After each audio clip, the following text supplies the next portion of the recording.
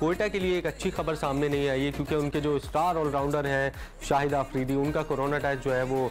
मस्बत आया है। और गुज़िश्ता रोज़ भी शाहिद आफरीदी कमर की तकलीफ़ का शिकार हुए थे और उनके घरेलू भी कुछ मसाइल थे, लेकिन अब जो है वो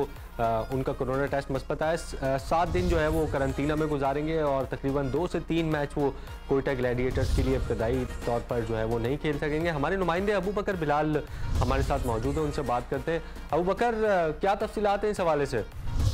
देखिए इमरान, आपको पता ही है कि लास्ट ट्रेनिंग के दौरान जो है वो शाहिद अफरीदी की कमर में तकलीफ हुई थी और कमर की तकलीफ की वजह से कल उन्होंने बायोस्कोर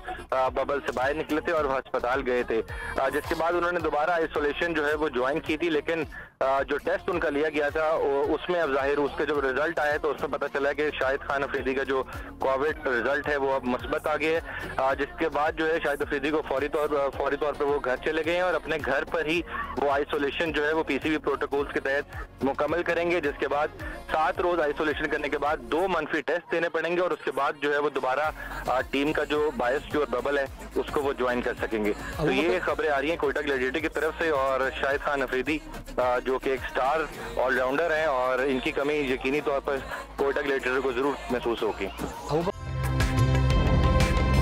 ताज़ा तरीन वीडियोस के लिए हमारा YouTube चैनल सब्सक्राइब करके बेल आइकन प्रेस करिए ताकि आपको मिले हर अपडेट सबसे पहले।